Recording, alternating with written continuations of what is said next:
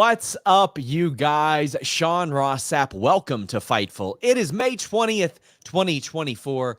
We are heading into an enormous week for WWE, for AEW. It's King and Queen of the Ring. It's Double or Nothing. We've got Denise Salcedo here. Denise, how are you?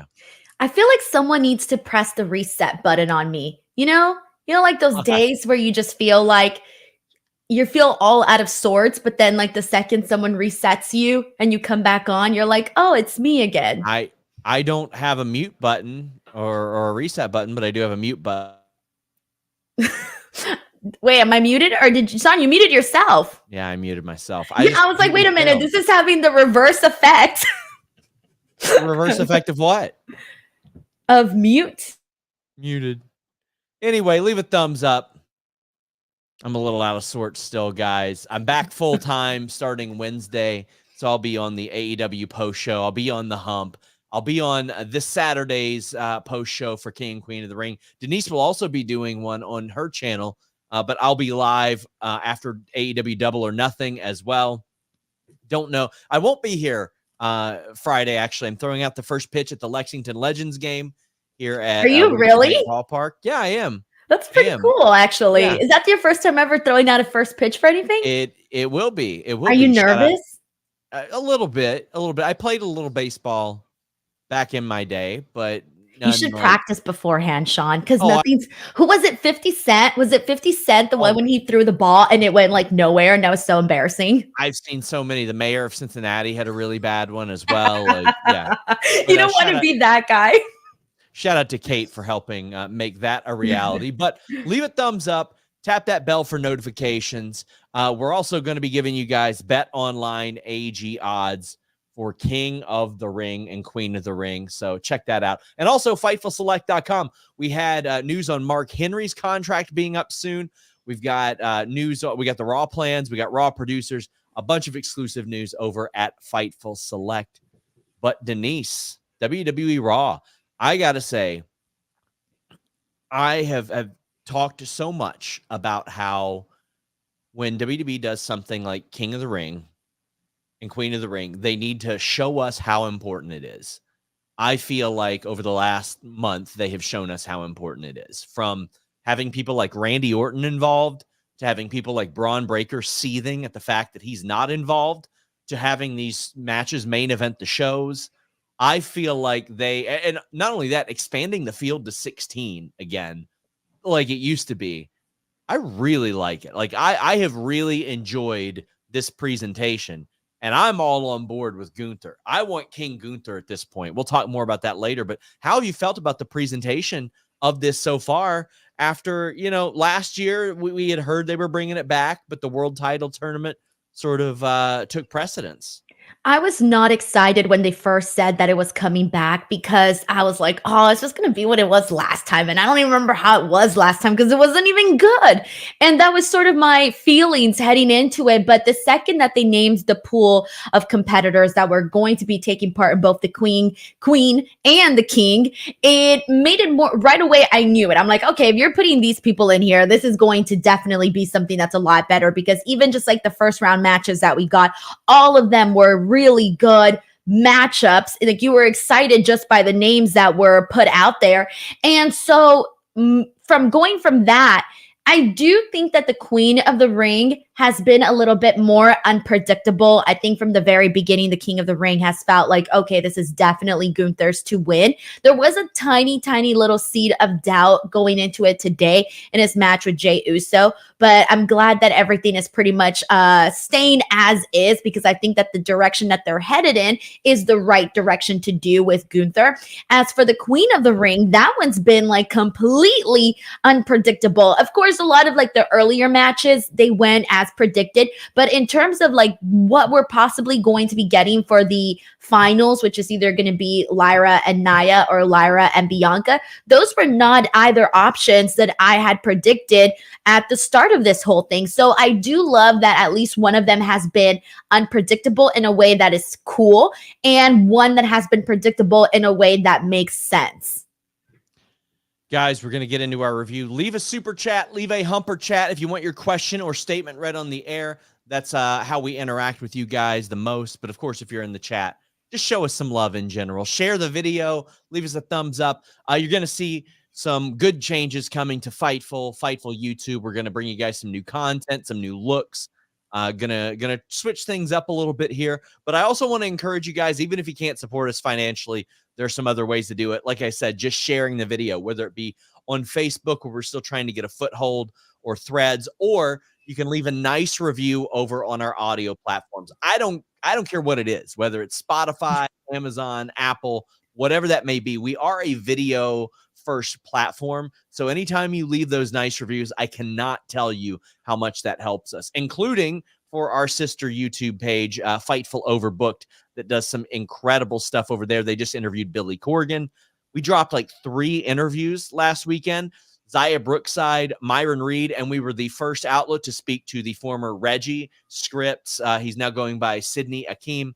He talked about his whirlwind WWE career, and now he's still under contract, but what he's going to be doing after this. But make sure you check out all the great content we got, guys. In addition, we're going to be doing some stuff in studio here as well, some special videos like that. So keep your eye peeled. And Fightful Select Tier 2 always gets those early, so I'll push that a little bit later. Andrew Cool says, would you two travel to Saudi for Mania in 2027 or 28? No. I can answer that right away. Sean, I don't know about you, but my gender is not appreciated over there. And I don't ever want to be in a situation where I would be scared to death of my life. So given just the fact that it's way too dangerous for women over there, there's no way in hell that I would be able to go. Yeah, can't imagine that I would be going over there either. WWE Raw started off with 35 minutes of the Zayn and Gable program.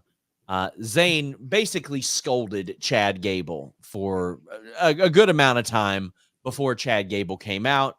Sami Zayn said, well, you know what? We've already got our match tonight. You're dressed to compete. Let's do it.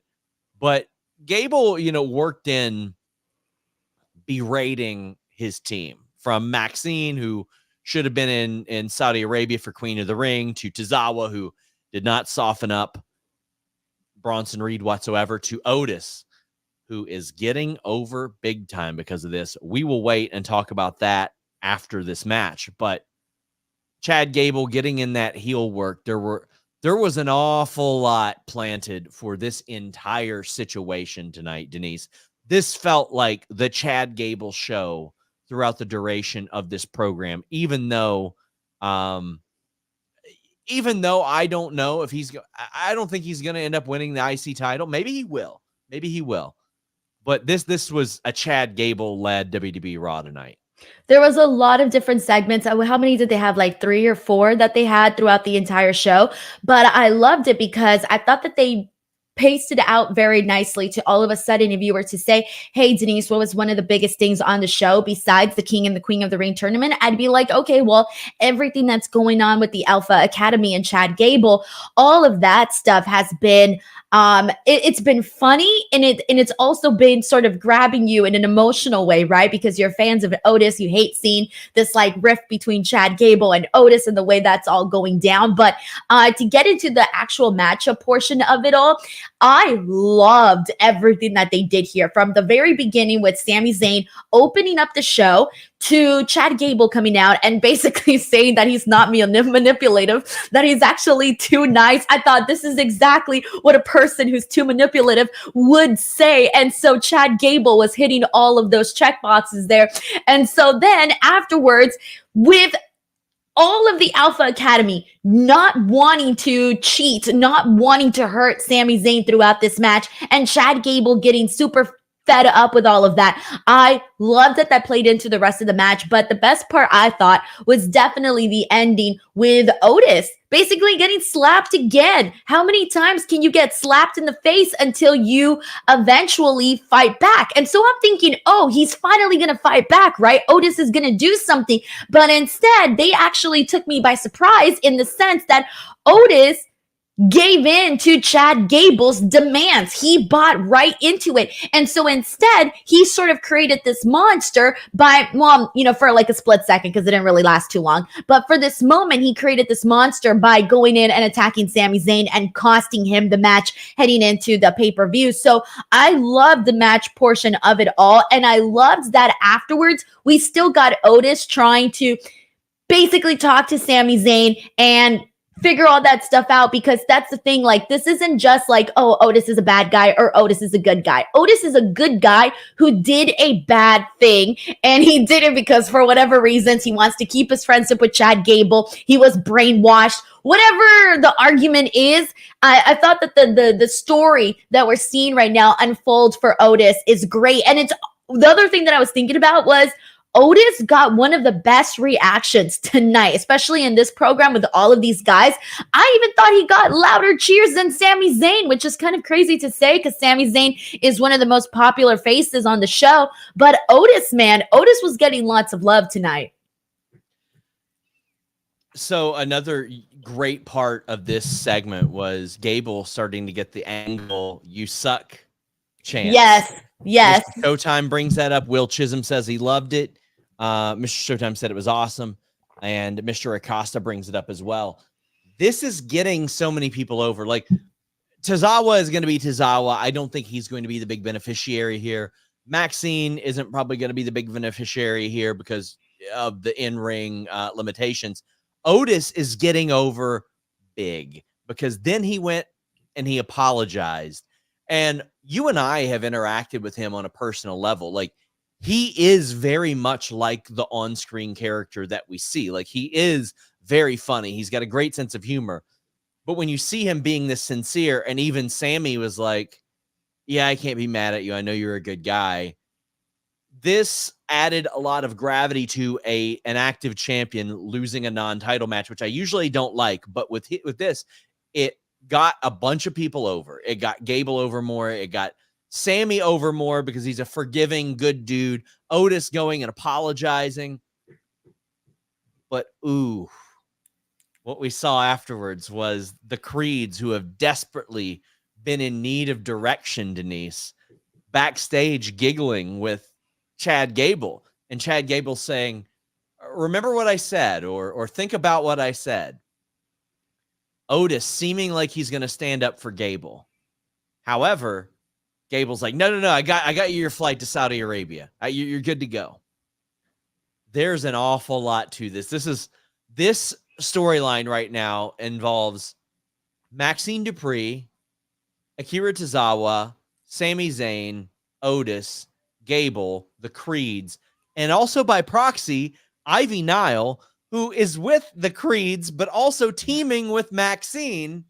This has got like 8 pieces moving together, and I feel like all of them are getting over more as a result of it, Denise. Yeah, and I think a lot of people have been wanting to see, first of all, I'm so happy that he got the "You Suck" chance, because obviously everyone has made the similarities between Chad Gable and Kurt Angle, and the "You Suck" chant is, it's Kurt Angle's thing, right? Like that's his thing. So the second you heard the fans chanting that for Chad Gable, it was this very cool moment. But the other thing that people want to see is an interaction, or him working with, or whatever you want to call it, him with the Creed brothers, because the Creed brothers came in to the main roster with a lot of hype, and their best match was the one that they had with DIY. That was the best match that they've had. But on top of that, they still have had really good matches on the show. But Creed brothers still don't really have any character on the show. They're still not. And like, if you tell me, okay, what's going on with the Creed brothers? I'm gonna be like, well, they're the Creed brothers and they have matches here and there. That's kind of been just about it. So I think that Chad Gable bringing all the personality that he brings with the Creed brothers, and us starting to see a different side of the Creed brothers, especially if we were to see heel Creed brothers alongside Chad Gable, that would be different. Or who knows, whatever it is that they decide to do, that's something that I'm interested in, because I want to see more of that personality come out from the Creed brothers. Because you mentioned that we have talked a lot to Otis. You got a chance to talk with the Creed brothers, right? Oh yeah, I've talked to them even outside of media quite a few times, Julius at least. And like, they both got big personalities as well. Exactly. Exactly. That's what I was thinking about right now, was how big their personalities are. And I don't think that people have necessarily seen that yet, because on NXT, they more so got over again because of the pro wrestling. They haven't seen their personalities just yet. Like, even when I did my interview with Brutus and Julius, and I ended up doing them separately, so I got both sides of who they are without the other person, I was stunned. I'm like, damn, I didn't really know this is what you guys were like. Julius is very, very like professional and proper. And then you have Brutus, who's like this goofball, but they both blend each other so well that they balance things out, like between their personalities. And so I just don't think we've seen enough of that, not even a glimpse of that on the main roster just yet. Otis is going to be over big time. And listen, I don't know if there was a wrestler that got hurt more by the pandemic in WWE than Otis, because it brought a screeching halt to all of his crowd momentum. He got his moment with Mandy. He got Money in the Bank, but man, it wasn't the same without the crowd. And that's very, very unfortunate. So now we're getting to see him get another shot. Was he making out with Mandy when there was a crowd or no crowd? I'm trying to remember. Well, I mean, they were starting to, because they did the Rumble spot, if you remember, where she landed on him. And then by the time Mania rolled around, they were supposed to have their big kiss and their big moment, and no crowds. So he never got the kiss, did he? No. Like, did he just get the peck? Was that all it was? Maybe. I'm trying to remember. I don't really remember that much. I remember the pool scene. I would love to see Gable like bring her in for a cameo just to mess with him. I think that'd be fun. I think that's the most painful part, not getting the big old kiss from Mandy. Yeah. I mean, he got it eventually. They were a couple, though, right? Yeah. Okay, that's what I was making sure. I'm like, I swear I remember them kissing. You remember the pool scene where... That's what I just said. Yeah, I remember the pool scene, but I couldn't remember if they kissed or not.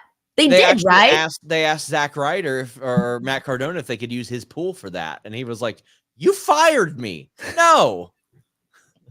Mr. Acosta says we went from wanting Gable to saying F you. I mean, he plays that role so well. He's doing so good. So good. He's been consistent. I mean, let's not forget those stuff that they were doing back. God, it feels like 50 years ago with RK Bro. Remember that? They were doing that whole thing with Randy and Matt Riddle, and that was good stuff too. I'll tell you something that's consistent. Helix. My friends, I am here to tell you about a partnership that helped change my life. HelixSleep.com/Fightful. A few years ago, pandemic, I needed to make a change. I needed to sleep better. I wasn't getting a good quality night's sleep, and I found Helix. I found Helix because I didn't want to go to a mattress store, roll around on a mattress that somebody else was.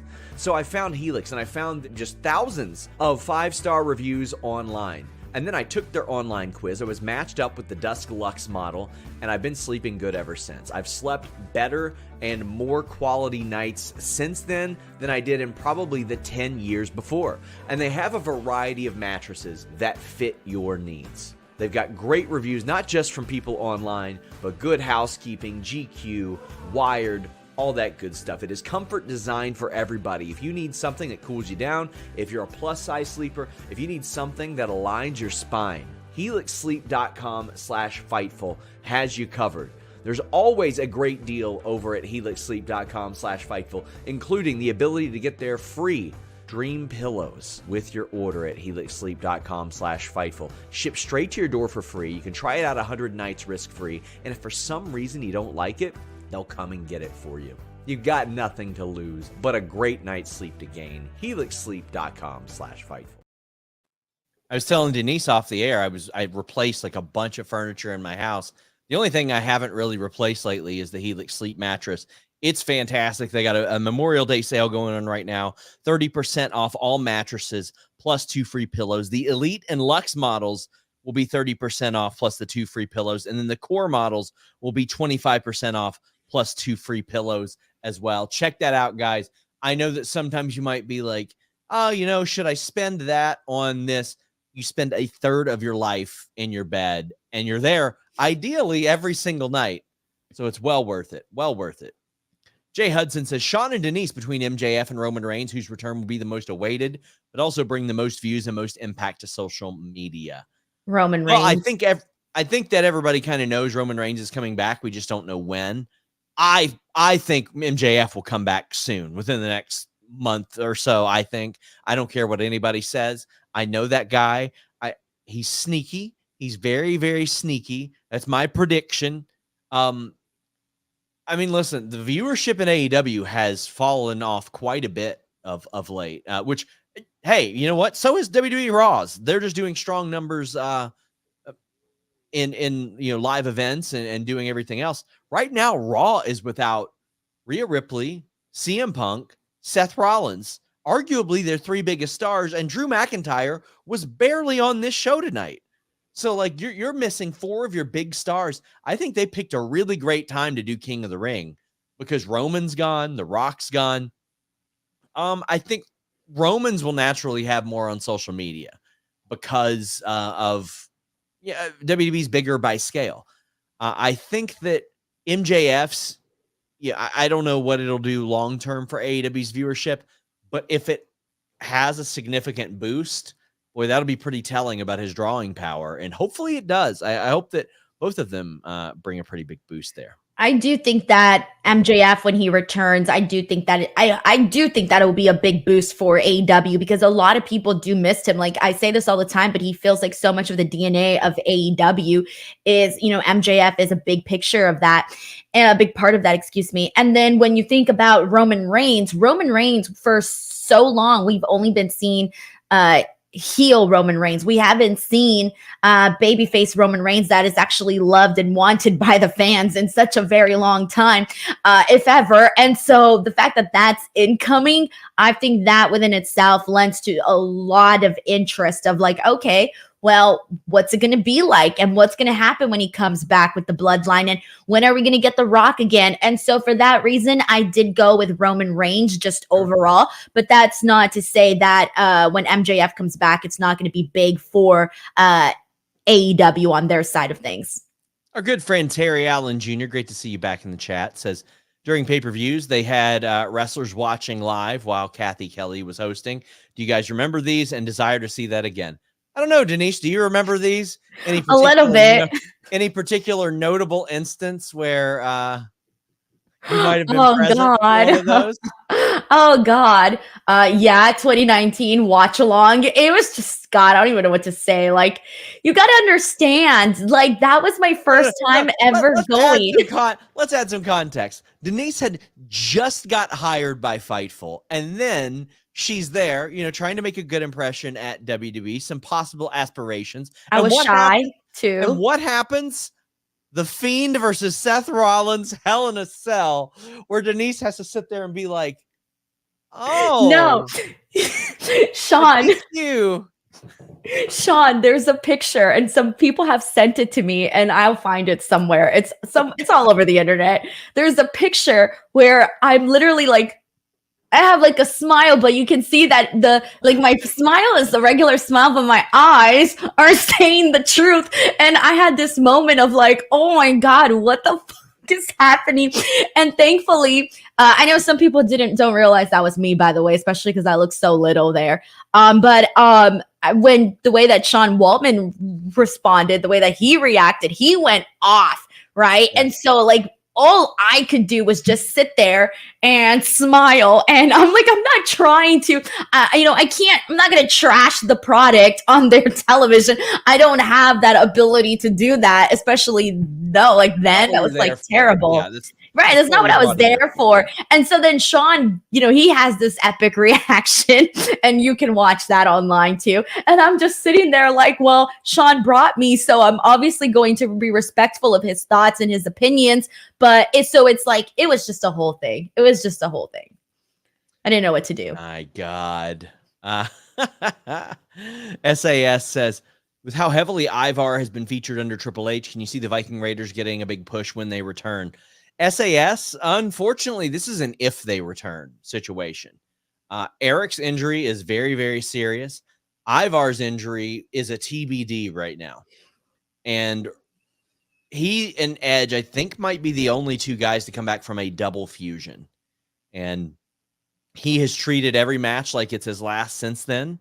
I had a good conversation with him WrestleMania weekend, but he was very frank with me about how he's went, because he had said, me and Ricochet had our match on Raw. We treated it like it was our WrestleMania match, and I never know how many of those matches I have left.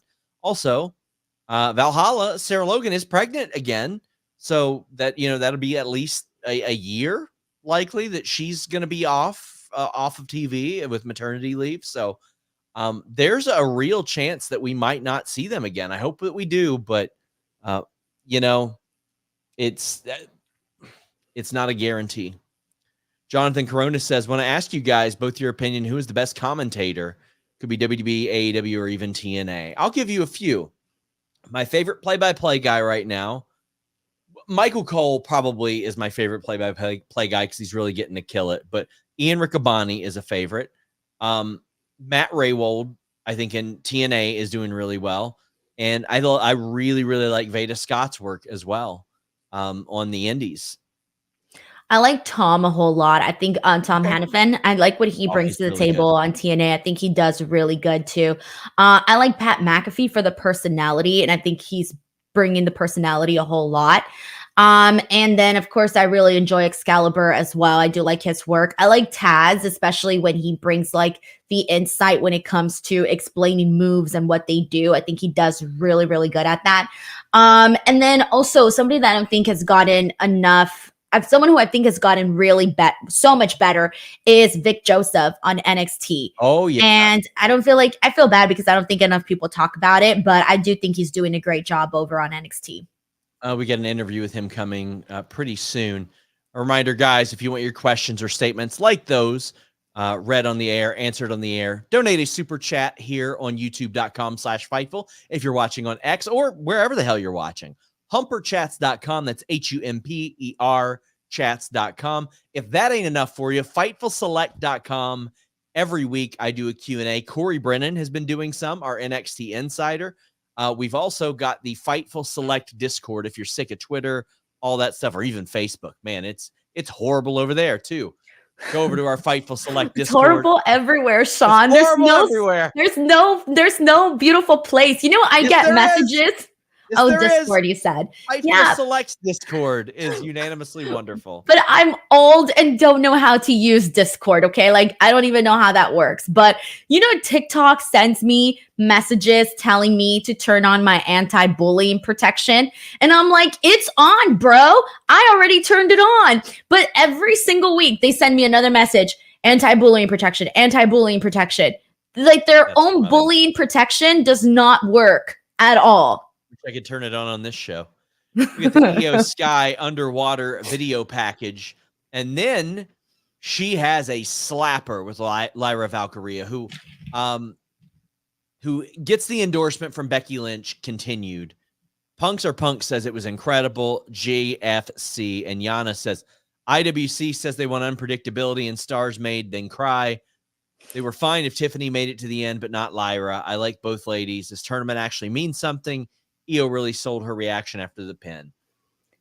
Here's what I like, Denise, and it's something that I've needed in pro wrestling on Raw and SmackDown, and I want it on AEW. I don't want matches to be foregone conclusions all the time. Listen, Braun Breaker and Ken Dixon, whatever, Kale Dixon, fine. I don't have a problem with that. I didn't know who was going to win Lyra and Io. I didn't know who was going to win Sami and Gable. I didn't know who was going to win Gunther and Jey Uso. I didn't know who was going to win the tag team contender match. I didn't even know who was going to win Awesome Truth and Judgment Day. Like, there was actual doubt here. And I watch all of AEW and really enjoy the match quality. I think a couple of them that I watched recently where the result was in doubt was Brian Keith and Boulder on Collision, and then maybe Trenton Orange Cassidy. And I feel like AEW should scale back the number of matches they have on pay-per-view. Like, maybe do 8, especially if you're doing 12 pay-per-views, and then put some of these big matches on Collision, on Dynamite, to make things a little bit more unpredictable. Because I think that the foregone conclusion aspect is something that might restrict them. Meanwhile, WWE over here, I was pretty sure it was going to be Lyra, but you can never be too sure. and they had a slapper of a match. They sold me a ticket several times, and I love Lyra winning. I'll get your thoughts and then tell you the one thing I didn't like. So, oh boy, where do I begin with this one? I am, and everyone knows this, especially if you watch my NXT post shows, I am the biggest Lyra Valkyria fan. Like, I think she is the shit. I love her. Yeah. I think the only thing that they haven't gotten down yet is that connection with the crowd in terms of a character. Because you mentioned Tiffany Stratton, right? Tiffany Stratton, she's very easy. You get it. You get what she is. You get the character. You've seen it so many times in pop culture and different variations. You get what Tiffany Stratton is. Versus, I don't necessarily think we know exactly who Lyra Valkyria is, other than, okay, she's Irish, she's a great wrestler, and she has history with Becky Lynch. That's kind of about it. But who is Lyra Valkyria?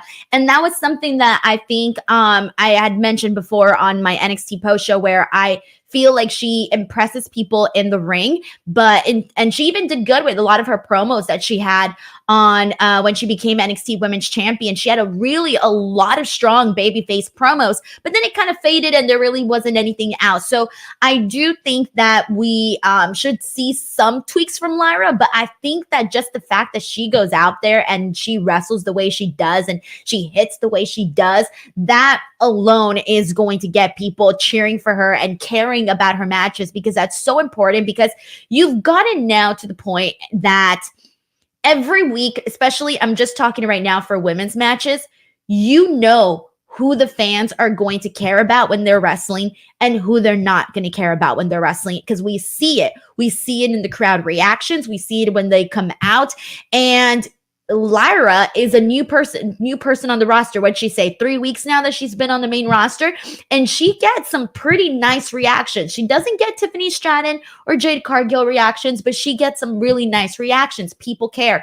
And especially during the matches. Right. And that's really important. So I'm very happy for her. And I think that she's already gotten, like, it's like baby steps, right? But she's gone through so many of those baby steps very, very fast.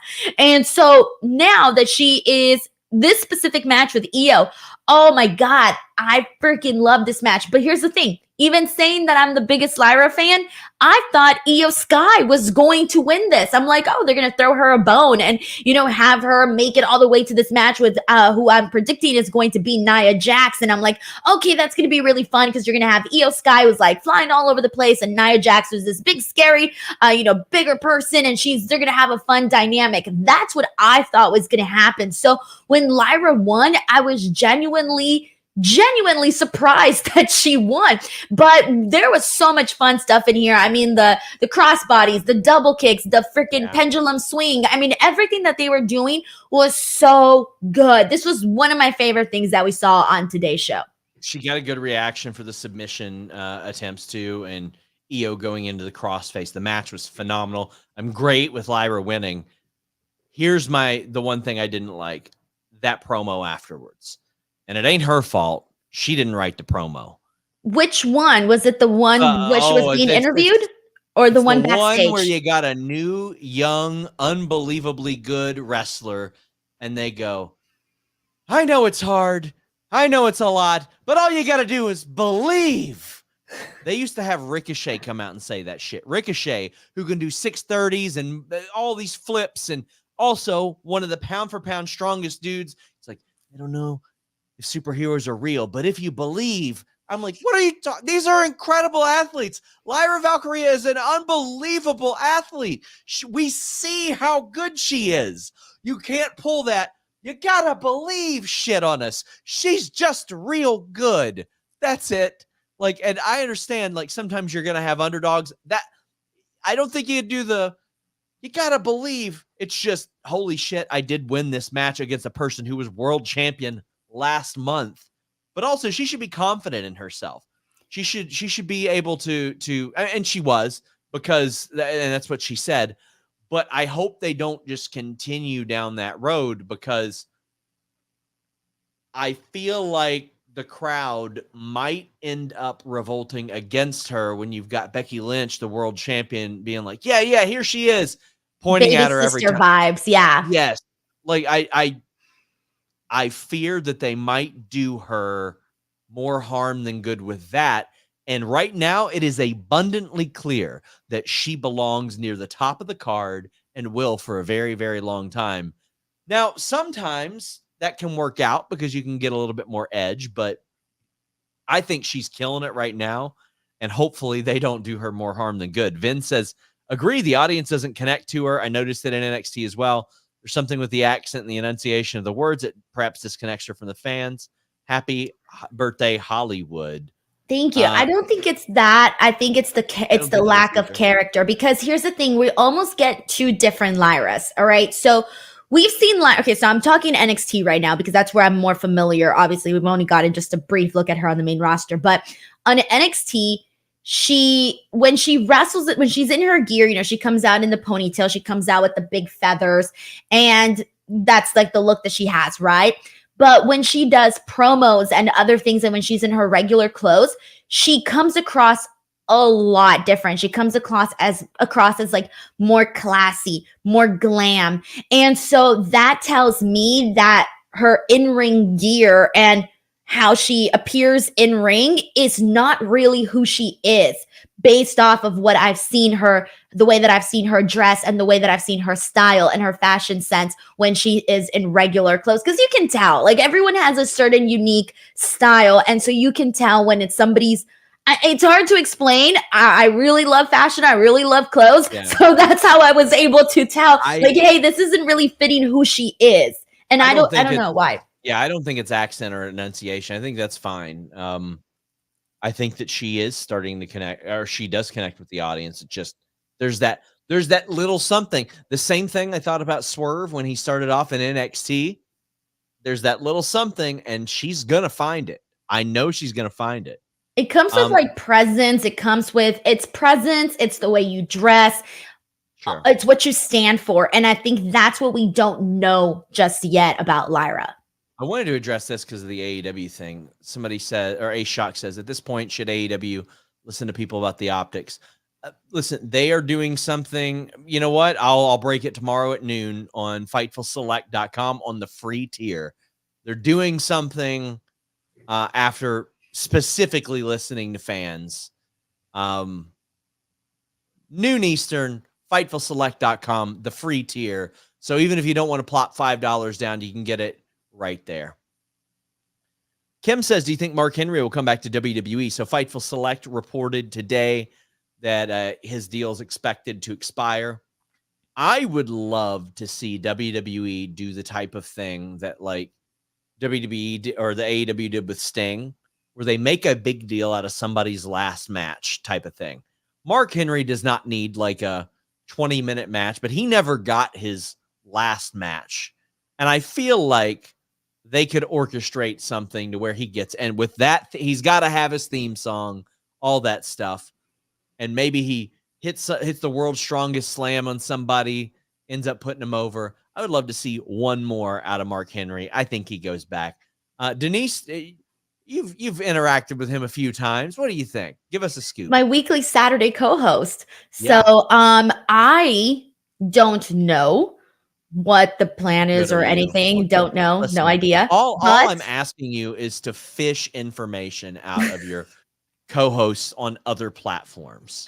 But I will say this. I think that Mark has a really great eye for scouting and finding talent and finding stars. And on top of that, finding what it is that people need to change, tweak, alter, whatever, so that they can reach new levels. And that's one of the biggest things that I've noticed and that I've learned since I started doing the show with Mark, is that he's really good at that. And obviously, you know, his track record, it kind of shows, you know, Jade Cargill, Bianca Belair, it definitely shows the track record is there. I Make Beat says, P.S. Happy belated birthday, Denise. Hi, Sean. Love you guys and all the work you do. Many thanks. Looking forward to both shows this weekend. Also, Kylie became a YouTube member. Thank you, Kylie. Indeed, happy belated birthday to Denise. Gracias. Jason says, love the EO Lyra match. Also, the EO promo before it. Hope to see more of it. Yeah, it felt really cool. I mean, I felt like this throughout the show numerous times today, and I tweeted about it.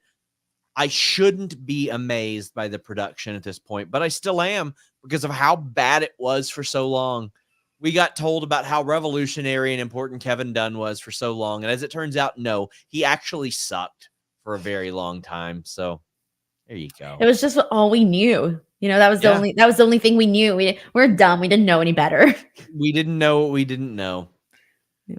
Braun Breaker defeated Kale Dixon. I love that they brought up that Dixon works on NXT Level Up. Braun Breaker was very specifically mad he wasn't in King of the Ring, and he speared Kale Dixon. Then he ran around the ring and speared Kale Dixon.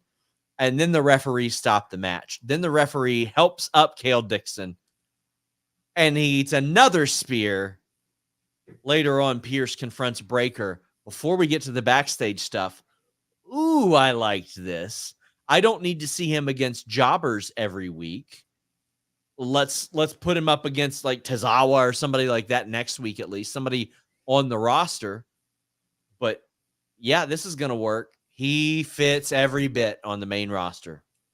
So one of the things that I always talk about in regards to squash matches is I hate a boring squash match. Like, to me, a squash match should be high intensity, impactful. The person who's doing the squashing literally stomps the other person like a bug, right? Like, that's the kind of vibe that I like in a squash match.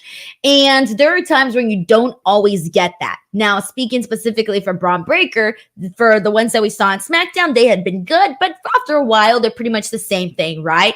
However, this one here today went above and beyond because, like you mentioned, the 3 spears and then him hitting him with the chair on the steel steps, all of that. And what I loved most, the best part about all of these spears was they weren't all just like in the ring. Like you mentioned, they were all in different areas and done in different ways. Yeah. And when he did the third one and they did the bird's eye view camera, it looked like a video game. It looked like you were playing video games and maneuvering Braun Breaker to freaking hit the spear. And so I thought that was freaking kick-ass, man. I feel bad. Well, actually, no, I don't feel bad for Kale Dixon. You want to know why? I care more about Kale Dixon than I ever did, but today was also the first day I heard of him. I didn't watch Level Up, so I don't know. But Kale Dixon, man, when he comes back, he's going to get a pop out of me. I'm going to be like, bro, you survived all of that? I'm so happy for you. Yeah, I hope they use that on Level Up or whatever, and that they can reference that. Absolutely. Abdicola says, Braun might have had the greatest squash match I've ever seen. I also think that anyone not named Braun Breaker should stop doing spears. Well, I like it because it builds to an eventual Roman Reigns match down the line. That's what I want. Spear versus spear. I'll tell you one of my favorite squash matches. It is Coco Beware as Stagger Lee against the Patriot. Not that Patriot, not the one in WWF. He beat the brakes off of that boy. Just whipped his ass so bad. I Make Beat says, do you think Braun will spear Adam Pearce? He looked even more deadly tonight when he ran the ropes. My internet connection couldn't keep up. So let's kind of get into that. Ilya is backstage talking about Gunther, and then Ricochet interrupts him. So what I like here is that they're like, well, Ilya has been in a main event, but he's worried about Gunther, but Ricochet's after him. And, here comes Braun Breaker spearing Ricochet. Now, in my opinion, Braun Breaker did not give a damn which of those 2 men he hit, as long as he hit one of them, because both of those men were in the King of the Ring, and he felt like he should have been. Ilya was reacting to it. Ricochet was selling the hell out of it. And now what you've got are potential matches with Ilya and Gunther, Ilya and Ricochet, Ilya and Braun, Ricochet and Ilya, Ricochet and Braun, or a triple threat with all damn 3 of those fellas. I thought that was masterful how that was set up. And it isn't just like, this guy's segment and match is over, so he's gone from the venue and we don't see him again. I'm so glad those days are over. I thought this was great. Yeah, so him spearing Ricochet, I wasn't expecting that. And I was like, damn, poor Ricochet, what'd he do? So that was kind of funny. But the moment with him and Adam Pearce and him telling him, like, you didn't draft me, or what was it? No, it wasn't the draft thing. It was the not putting him in the King of the Ring thing. That's what he was mad about. Yeah. And so when he said that, I was like, good. He should be pissed because I really hated Adam Pearce's reasoning last week when he said he didn't want to just throw him in. I'm like, bro, come on. That was such a dumb excuse. I hated that. So yeah, Braun Breaker should be pissed. Like, why is Lyra in it? Like, why are all these other people that just got drafted in it? They're Right. talking about a former NXT champion. It was a stupid reason. It was really bad. I'm like, you guys could have came up with something. I would have taken, I just forgot over something else, which would have been bad too. But damn, at least that would have felt a little bit more honest. Like, damn, bro, sorry, I just forgot. Sorry, bro. But no, it was really, really bad reasoning. But either way, I'm liking the way that this is paying off. I like Braun Breaker being freaking pissed and angry. And I like this. I'm excited. R-Truth spoke with New Catch Republic backstage. Miz stopped him. Damian Priest is meeting with Balor, JD, and Carlito. I loved this backstage thing with Damian Priest and Carlito. Carlito is now the most interesting he's been since he's been back, in my opinion. Carlito had attacked Cruz del Toro, and Priest is like, you know they're not going to stop coming for you, right? You're not going to bring heat on us as a result of that. I've dealt with these guys before. They're not going to stop. And Carlito is like, yeah. But I helped you out last week. And he goes, yeah. So this week, you're good here. Next week, you're not. You got to earn your way hanging out with us. And then you got Balor, who's like, you know what, man? I wish it was us tonight, but you're the champ. And I've been there, so I get it. I thought that this Judgment Day segment, by the way, Damian Priest exudes champion right now. He carries such a different confidence with him now that I really enjoy. And also Jonathan Corona saying, damn, even Carlito talking about the Knicks losing on TV. I like this. I thought that this also achieved a lot of different things on the program, Denise. Damn. I have to be a heel now. Great. You can disagree with me without being a heel. Well, I'm not saying I'm gonna be a heel with you. I'm not gonna call you an idiot because no, you don't agree with me. Like, no, I'm not saying I agree or disagree. I wish I had an opinion about this because instead, in the Judgment Day storyline, since Rhea Ripley has been gone, and this whole stuff with Carlito, I don't want to say has go away heat for me. It just has this is the part of the show that I don't care about portion. And I feel bad saying that, but I just don't think this is interesting. I haven't gotten interested in this at all. And I don't even have, maybe it's because I wasn't a fan of what Carlito has been doing since he returned. And now it's been incorporated into the Judgment Day, where the Judgment Day already was walking a fine wire for me in terms of interest. Like I had already been feeling like the Judgment Day is long overdue for a breakup at this point, and I may be in the minority for that, but I just don't think they're doing anything intriguing right now. And so for that reason, this is the part of the show where I'm like, it's the Judgment Day, whatever. And that I know. I feel like a heel. I can feel it, but I'm just not a fan. I hadn't been interested in Carlito since he'd been back until these. And then I was like, okay. But I just don't feel like we're going to get really anything out of it. To me, the most interesting thing about right now, the Judgment Day, is still Dominic Mysterio getting booed.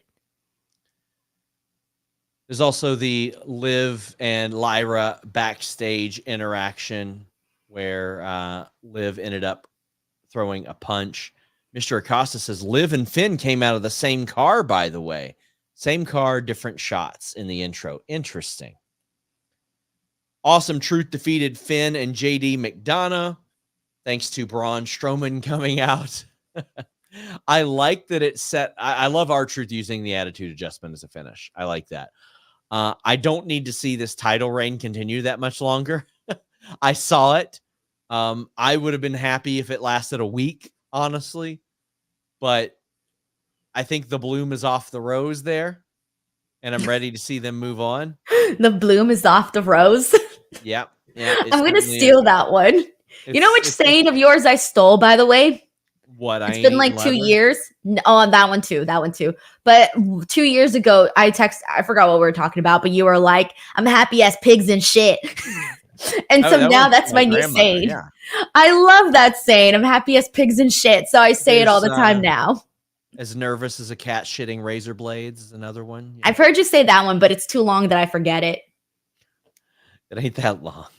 Wait, say it again. As nervous as a cat shitting razor blades. And as nervous as a cat shitting razor blades. Yeah. See, it's just too long. Damian Priest scolded Judgment Day and Carlito. JD's gonna face Braun next week. I like how JD tried to like play a poker face there. N. Simmons says, I think Ricochet loses to Braun Breaker. Then Ilya beats Braun, or almost does, until Ricochet costs him the match because of his obsession with Ilya. Also put the Good Brothers with Finn on an eventual turn on Damian. Yeah, there's an awful lot of like realignment that can happen. Finn Balor can get in with the OC and they can reunite that. Dominic can, do his own thing, hang out with Carlito for a while. I think that would be kind of cool. Then Rhea comes back and is like, what the hell's going on? Like, where is everybody? Like, what happened? She's not going to know a table to sit at anymore. Exactly. I think there's some interesting things going on there. SAS says, in both of your opinion, which promo video is better? Mania 26, Taker versus HBK, or Mania 17, Rock Stone Cold? Ooh, I got to say Taker HBK, but I love the My Way promo as well. Oh, fudge. That is really hard. I'm going to have to go with the My Way one because even though I love the Taker HBK one, and that's my favorite WrestleMania match ever, I just remember feeling like, oh God, Rock and Austin, like what a big freaking deal. And like my uncle, he had the big poster. So I just have a lot of memories of that, even though it was such a long time ago. I've got the poster right in here. Yeah, the Houston We Have a Problem one. Yeah. I love that poster. I haven't seen it in decades, I haven't seen it in such a long time, but I still remember it. And so the memories are still there. Hell yeah, man. Hell yeah. I mean, that is I love that. But I mean, the Taker HBK one, like when the Kate Bush Running Up That Hill song became popular again because of Stranger Things, I knew it because of the placebo version from that promo. Becky Lynch cuts a promo. KE775 says, do you guys think that Becky's last or second last to Raw saying she wanted to leave this place better than she found it made me sit up? And then Eddie says, any word on Becky's contract? 1 week left. Jonathan Corona says, let's say Becky wins. Do you think she'll re-sign with WWE if she wins on Saturday? In your guys' opinion, how do you debut the Wyatt 6 this Saturday against Cody or Logan attacking wise? I wouldn't have them in the top program immediately. I would probably have them involved with somebody they have history with, maybe Braun or somebody like that. As far as all the Becky stuff, the last I had heard, she had not signed. And the last I heard was last weekend. And when's her contract up again? 2 weeks. And she's got a world title match against Liv. I had a bunch of people saying, oh, of course she signed or else they wouldn't. And then Becky went to Sami Zayn's comedy show and confirmed our reporting. FightfulSelect.com. Please subscribe. I think that Becky at this point is just, going to find either the right deal or make important life decisions. I don't know her priorities and what it is she wants to do or accomplish. You could look at it a lot of ways. She could become the highest paid woman in wrestling history. Maybe she wants to work Wembley. Maybe she wants to break a title reigns record in WWE. Maybe there are things that she hasn't done there. Maybe she wants to spend more time with Seth Rollins. Maybe she wants to spend more time with her kid. We don't know her priorities. Don't know them. I think that it will come down to the wire. I mean, it's already down to the wire. The Liv promo was pretty basic. I'm going to beat you. You're going to beat me. Yada, yada. Don't got to do much more with these two heading into that. But I think Liv's walking out champion on Saturday, Denise. I'm torn, Sean. I don't know. So before this promo, I was thinking, oh, it's definitely going to be Becky Lynch. But after this promo, I gotta tell you, I loved what they did here tonight, both Becky and Liv. I think Liv has had. I mean, I feel like I say this all the time, but She God, was her tonight. She was yes, she was confidence. Like even her little laugh that she did, and the way she was like, "You're stupid." All of that was really good stuff, man. But I thought that it was fast. Like at no point did this promo between them get tedious. It was very quick. I'm embarrassed for you that you think all of these great stuff about yourself, and I don't agree with it. I'm gonna beat you. And then Becky Lynch basically, God, she had like this new like growl in her voice that with the way that she was talking today was something that stood out to me. She just sounded very, very passionate about what she was saying. And so they both fed off of each other's energy very, very well. And then Liv Morgan, once again, taunting her and pretending like she was going to get in the ring with her and then not getting in the ring with her. I thought everything that she did, she just looks like she just has more confidence. And like you said, her a lot more. And so I like this version of Liv that we're seeing. But yet that's the thing though, like all the versions of Liv that we've seen, I've never disliked. I've always liked the versions of Liv. It's just the what happens when she wins the title part that gets a little bit, the waters get a little rough there. And so I don't know how I feel in terms of whether or not Liv is winning, but coming off of today's promo, I started to lean more towards Liv is winning versus before tonight, I was leaning towards Becky Lynch. We got Xavier Woods back, and then Karrion Kross shows up. I like what Karrion Kross is doing. I've always loved the idea of a shit stirrer gimmick. Just like somebody who's just backstage kicking up shit. Sean O'Haire kind of did it, and they gave up on it, and it was very good. A guy named Just Joe did it for a while. Corey Graves did it for a little bit. But I think Karrion Kross is really, really good for it. I'm enjoying what they're doing. And also, dude looks great if you've seen his stuff on social media. Dude is in the best shape he's been in. But I'm digging this. We also saw Kaiser interview followed by a Drew promo. So we got a few people on the show in a very short period of time. Any of these stick out or do anything for you, Denise? I still need a lot more with the Karrion Kross stuff. I'm still not there yet. I still need, I just need it to be entertaining right now. And I think like I get what they're trying to do, but I just think maybe it's just so new that I'm still waiting for it to get good. So I'm in the waiting phase for it to get good. Women's tag team contender match. Shayna and Zoey defeated Kayden Carter and Katana. We got Maxxine and Ivy and Kairi and Dakota as well. Shayna and Zoey still at it.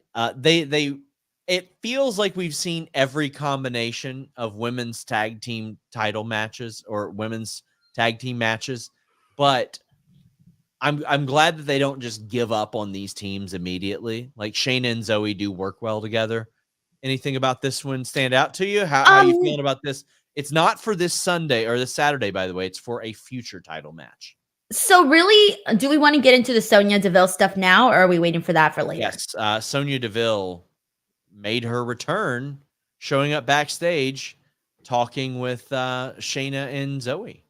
Well, that to me was the most interesting part in all of it because I'm like, oh my God, Sonia Deville, like, God, it's been forever. And it was one of those things where, all of the real life stuff that she went through with the break-in and the horrible stuff that she went through with that guy that tried to do awful things to her. Of course. She was gone for a very long time. I don't remember how long she was gone for, but she was gone for a long time following that. Then she came back. I don't know how long she was back for, but it didn't feel like too long. And then unfortunately, she was gone again due to the injury of the ACL, and she's gone for 9 months. So for me, it feels like we've only had Sonia Deville in these small portions. At least that's how I remember it. And so to me, it feels like that time that she was gone plus this time that she was gone, it's sort of just all added up together to the point where I'm like, wow, I feel like Sonia Deville's been gone forever. And so Sonia Deville coming back today and looking like she wants to start something up with Shayna Baszler and Zoey, I thought was intriguing because both Shayna and Zoey have the same thing in common where Shayna and Zoey are entertaining wrestlers. They get in there, they're very fun, they're good wrestlers, blah, blah, blah. But they don't really have that person. Neither one of them to me is the mouthpiece. And so if Sonia were to come in and fill in on that side of things for the mouthpiece portion for Shayna and Zoey, that could be something really cool. And so I'm intrigued in that being a possibility there. And then as for the match, it's the same thing all the time here. We kind of saw the same thing from every team that we've seen before. So really nothing too different in regards to the Fatal 4-Way. Since September of 2020, Sonia has only had 43 matches. And by the looks of it, the majority of them were during that period in which she finally came back as an in-ring wrestler. But, she had the GM thing, as you mentioned, and and had a lot of moments taken from her, too. She was a champion, had it taken away from her. She was supposed to do a hair versus hair match, and it got taken from her.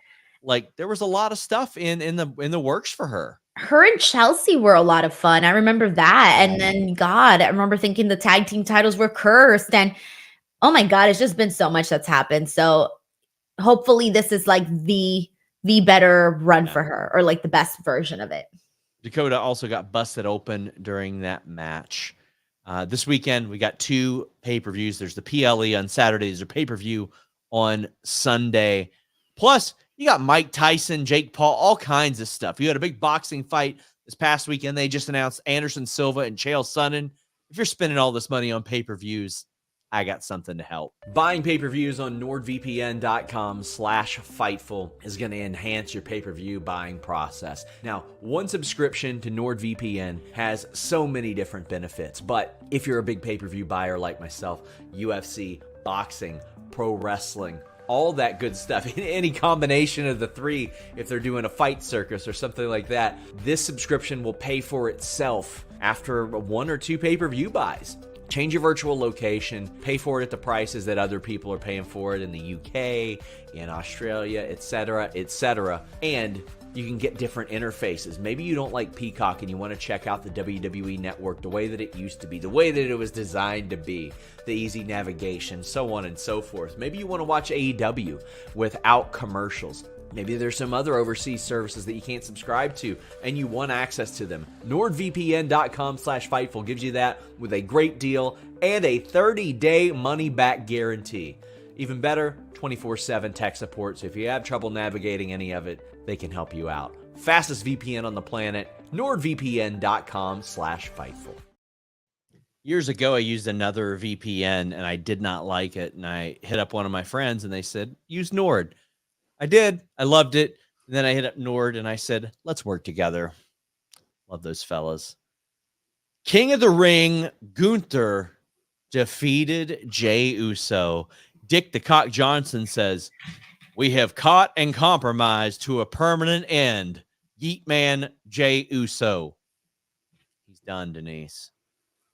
Gunther as king. The agenda is on. Marquise says, is his travel restriction up? Hell yeah, it is. Get in your super chats. Get in your humper chats. We're heading down the home stretch. There were a lot of people feigning anger over Jey Uso beating Ilya last week, and I don't get it. Jey Uso right now is one of the top baby faces on this show that is in the ring right now. Seth ain't around. Punk ain't around. Becky might be about to leave. We don't even know. I don't have an issue with Jey Uso. He's a top guy. Part of the bloodline purpose was to launch him as an upper mid card guy, and they've done that. And honestly, last week's result made this week even more interesting. I was like, oh my God, are they going to have Jey Uso beat Gunther? Gunther ends up winning, choking him out, making him pass out so he didn't get pinned either. I was all for this. I'm all for Gunther in the main event or the King of the Ring. We'll discuss some theories momentarily, but how'd you feel about this one? So like you, once Jey Uso defeated Ilya Dragunov, I was under the assumption of like, oh, maybe there is a chance that he might defeat Gunther. It's not what I wanted, but I did have a slight little hesitation in me in regards to my prediction of this being Gunther all the way. That I was, thinking, man, what if this doesn't happen? Especially because they set it up nicely, where on the SmackDown side of things, you have Randy Orton and Tama Tonga one of those two guys being in the finals. And so you're like, damn, this kind of played out very nicely where if Jey Uso wins, there was a lot of people that thought, okay, maybe he's going to go in there and face Tama Tonga. And then all of a sudden, what are you doing? You're reigniting the bloodline storyline with Jey Uso once again infused in that. And so they really set it up to the point where you started to maybe just a little bit of you started to doubt whether or not Gunther was going to win. Of course, Gunther wins today. It was the right way to go. Very happy that he won that. And the only thing I did not like the finish. And the only reason for that was it felt very rushed and sort of muted, where there really weren't any sparks to it at all. Sure. So that was the only thing I didn't love was the finish, but I did enjoy the match. I thought it was perfectly fine. I just didn't think that the finish had the fireworks that you normally get. I wanted to shout out a Twitter account that came across my For You tab, Aaliyah's Killer. It said, random thought, Jey Uso has the perfect gimmick to rebrand Sweet Chin music into his own thing.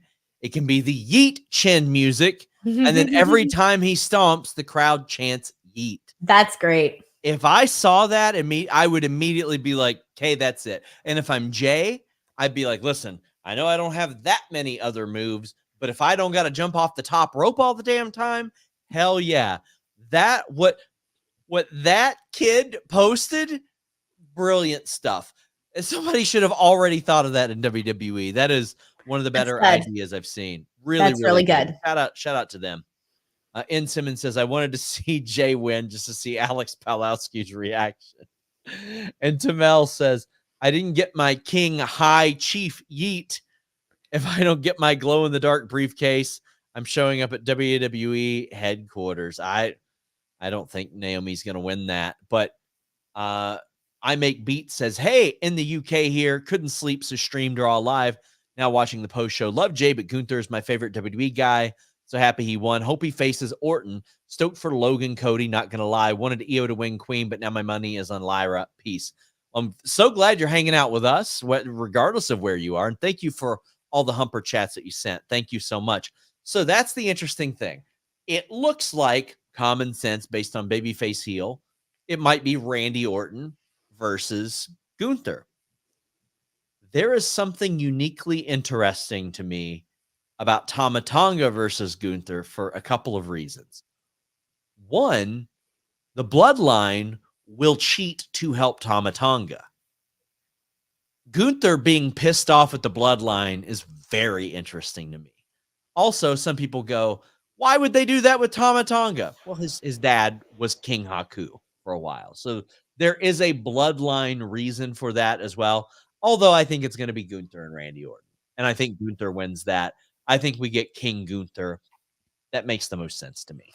Right, of course. And you can't forget he's coming off of this legendary Intercontinental Championship run. Becoming King of the Ring just fits Gunther, and the match between him and Randy Orton, is going to be damn solid. So I can't wait to see that. That's what I had a feeling was going to go down as the finals of the match, Gunther and Randy. So I'm very happy that it's playing out that way. I Make Beats says, who do you guys think would be the best choice for the tag titles moving forward? I would say New Catch Republic and Street Profits. Hope they give Andrade a program soon. Loved him in AEW. He's more than mid-card. Think he'd be a great heel in WWE. I just want to see him doing something consistent regardless of where he is, Denise. Even if he's in a team or something, like give him something. As far as I would like to see New Catch Republic and Street Profits. I think those are two really good picks. Not the Street Profits, because they've gone really downhill in the last couple of months. Ever since they started that whole feud with Bobby Lashley, they've lost a lot of spunk. There just hasn't been that much interest in them. I would say the New Catch Republic, DIY, those would probably be my two top teams. Guys, please leave a thumbs up on this video. Comment on this video. I'm going to be in the comments sharing my thoughts with you guys. I want to know what you liked most about WWE Raw. Don't forget, we're here every night. NXT Tuesday, Wednesday for AEW, and then earlier that day for the Hump. Beyond the Bell is preempted this week on Tuesday. But Thursday night, ROH and Impact. We're the only major wrestling website that does that show. We've got Friday, SmackDown. Saturday, there's Grapsody, WWE post-show, Collision post-show every week. Sunday, Double or Nothing. Then we just reset it Denise is also doing a post show on her channel on Saturday. Denise, tell the people where they can find you. YouTube.com/Denise Salcedo. That's the place to be because I post a lot of content. It's been a slow month this month, but it'll come back up. So head on over there to youtube.com/Denise Salcedo. Also, a slow month for Fightful Select. Please go over to FightfulSelect.com. $5 a month gets you, probably 100 exclusive news stories sent directly to your phone, over 30 to 40 podcasts a month, plus access to our Discord server. You will not get more for $5 in pro wrestling. I want to thank our moderator, Luis. We've got a long week ahead of us. It feels good to be back full time. I'll be back in the saddle for all the shows starting Wednesday. Until next time, guys, we're out.